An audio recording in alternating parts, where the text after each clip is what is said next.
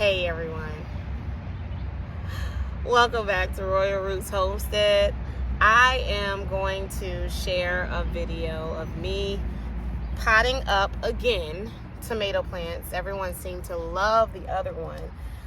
This time I'm doing something a little bit different. So at first I was potting up the tomato plants that I had started the seeds, and then I had to separate them out.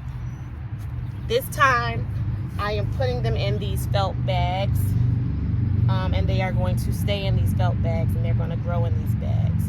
I have 2 Roma bushes, bush tomatoes that I already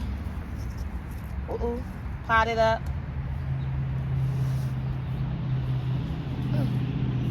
Right here, this is a pineapple. It's in a 5-gallon bucket, and I actually did record me doing this one, but I had some wardrobe issues and I can't upload that. I didn't notice it until I was doing the edits.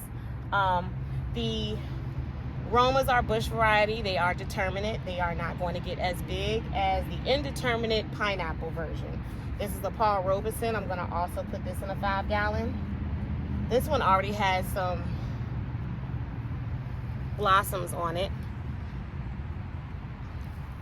that I'm going to take off because I want it to focus on growing. When I plant it in this bucket, I'm going to take these lower stems off. I'm going to go over that when I do this one too, though. And I'm going to line the 5-gallon buckets up alongside one of my beds, and then hang a cattle panel across them to trellis them. So that's what I plan on doing with these. My patio is already full of green stock planters, so I'll probably put these by the garden as well, especially since I have the sprinkler system set up so that it can water it. But these are going to stay in these smaller pots, and I'm going to use the tomato cages for them. So let's get started.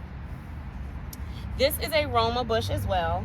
So I'm planting these extra Roma bushes outside of the ones, I think I have like 4 of them in the garden beds themselves. But I want to make sure I have plenty of Roma tomatoes, number one, so I can take them to the farmer's market, but also so that I can have plenty to make sauces with. I made my spaghetti sauce last year. I doubled the recipe from previous years, and we still ran out by January, February-ish. So, because I started making more lasagnas from scratch, when I was working a whole lot, I would get the Stouffer's lasagna.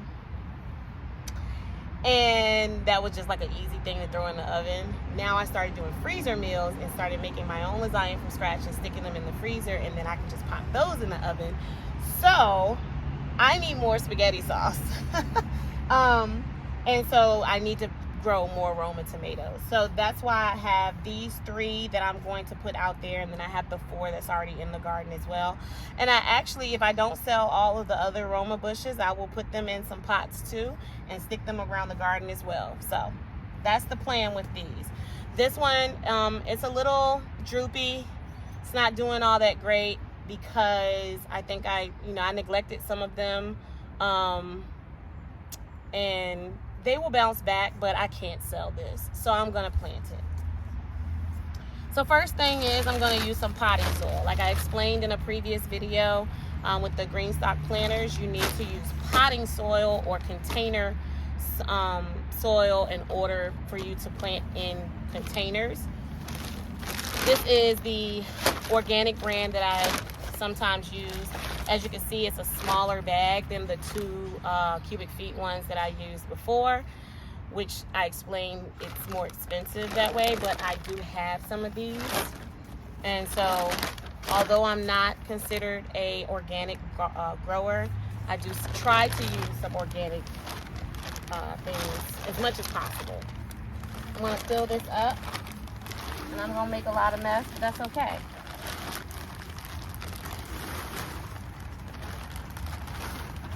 So this bag filled up these 3. And really this isn't all the way full. I'm gonna have to add some more. I got some that I dropped on the ground. I'm gonna have to add some more, but for now it's fine. And since this one is kind of short, I can add it later. So what you want to do, I kind of usually measure it up against here to see how many of the leaves I need to take off. So I'm going to plant it up to right here.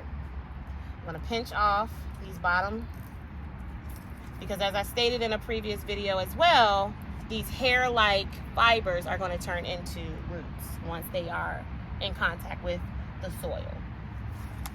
Now this dried out, so it's a little droopy.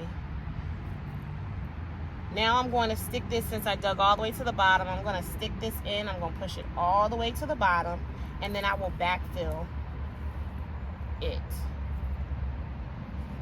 And this soil is very moist, so by the time, I'm going to water it some more, but these will actually perk right back up. Tomatoes are very forgiving. So when you neglect them, they're not gone. Just water them in real good, and they will come back. Now, when they start to actually produce fruit, when you have inconsistent watering, like you let it get this dry and then you water it, you could maybe end up cracking, and we'll go over that as the season kind of goes along, and I can show you, because I'm probably going to have some I have a sprinkler system set out there, but I also have just real life happening, and there may be some inconsistent watering, or there also may just be some days where we have really like a storm and it's a whole lot of rain, and that also can cause cracking, and then I'll show you what it looks like. And there's nothing wrong with them. They'll scab over, but they don't look as pretty, and some people don't like those, but that's fine. They taste the same. So like with this one, I'm going to use a tomato cage, and I'm going to cage it up. You can also use some, what are they called? Stakes, wooden stakes, bamboo stakes, plastic stakes. It doesn't really matter. You just want to support. Even though these are determinate, they're still going to need some support, because they'll fall over, and you know, they'll still grow, but you want to keep them going upright as much as possible. And so I need to add some more soil to this bag, but of course, just like with the rest of these, mulch to maintain moisture, and that's it.